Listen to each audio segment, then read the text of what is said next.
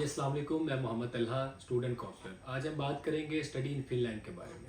इसमें मैं बताऊंगा आपको कि कौन कौन स्टूडेंट्स अप्लाई कर सकते हैं, आपका एलिजिबिलिटी क्राइटेरिया क्या है, और आपको स्पाउस के बारे में बहुत क्वेश्चंस आते हैं, स्पाउस अलाउ है या नहीं है, वो भी मैं आपको बताऊंगा।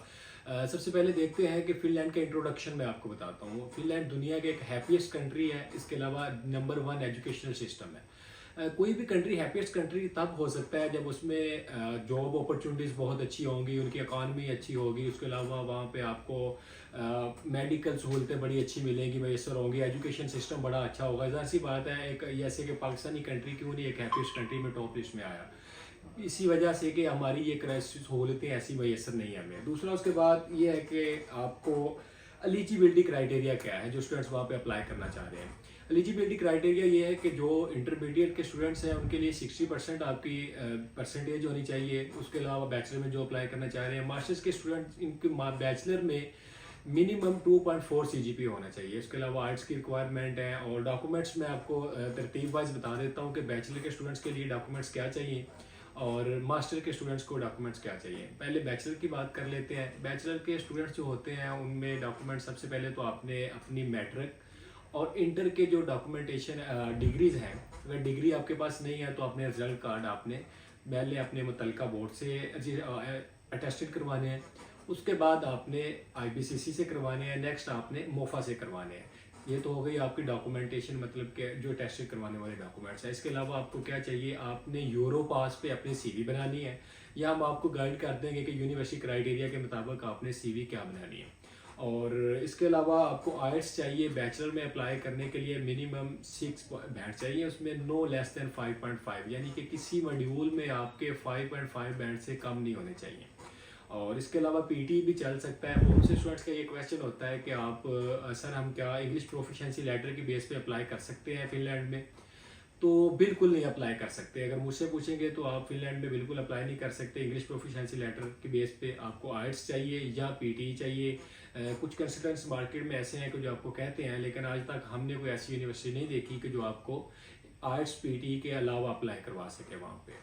और इसके अलावा आपको आपके मोटिवेशन लेटर्स चाहिए होते हैं, जिसको स्टेटमेंट ऑफ पर्पस भी कहते हैं, वो भी आपको चाहिए लाजमी। वो भी आपको क्राइटेरिया चीज़ें हम बता देंगे, हम आपको गाइड करते हैं थ्रू आउट के आपने ये कैसे लिखना है, यूनिवर्सिटी का फॉर्मेट क्या है, सारा गाइड कर देते हैं। उसके बाद आ जाए कि मास्टर्स के स्टूडेंट्स को डॉक्यूमेंटेशन क्या चाहिए।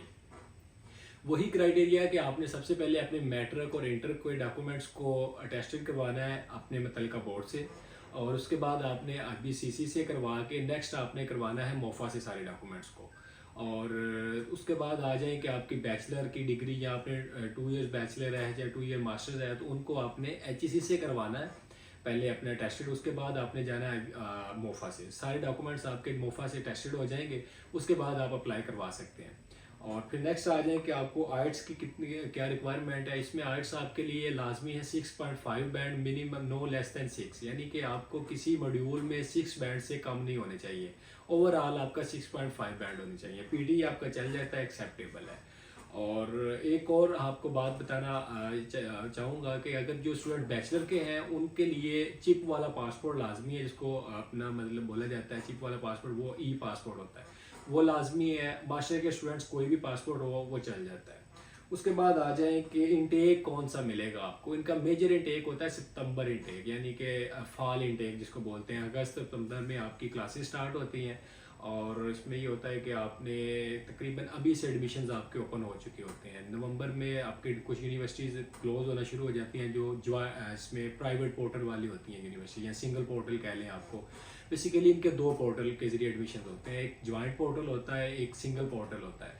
आप वो प्राइवेट यूनिवर्सिटी के पोर्टल से भी अप्लाई हो सकते हैं स्टूडेंट्स का। और ज्वाइंट पोर्टल जो होता है उसमें एक ही टाइम पे आप 6 यूनिवर्सिटीज़ में अप्लाई करवा सकते हैं। डिफरेंट यूनिवर्सिटीज़ में एक भी टाइम पे डिफरेंट कोर्सेज में आपका अप्लाई हो जाता है।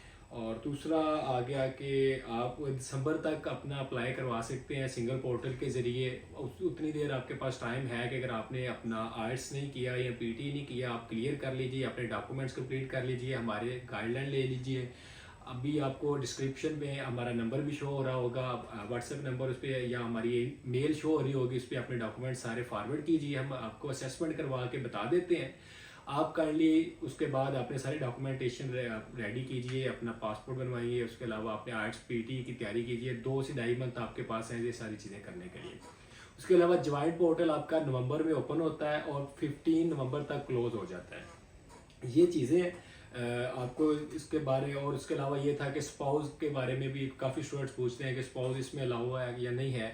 तो ये एक ऐसा कंट्री है कि जिसमें स्पाउस का सारा प्रोसीजर बहुत इजी है। अभी तो यूके में भी मतलब कि चीज़ों में काफ़ी डिफिकल्ट हो गया, तो स्टूडेंट स्पाउस के लिए देखते हैं कि इस कंट्री में जाएँ तो इसमें बहुत ईजी प्रोसेस है सारा। तो सारी गाइडलाइन के लिए आप हमें व्हाट्सएप नंबर पर हमारे रब्ता करें, आपको सारा प्रोसीजर समझा दिया जाएगा। अल्लाह हाफिज़।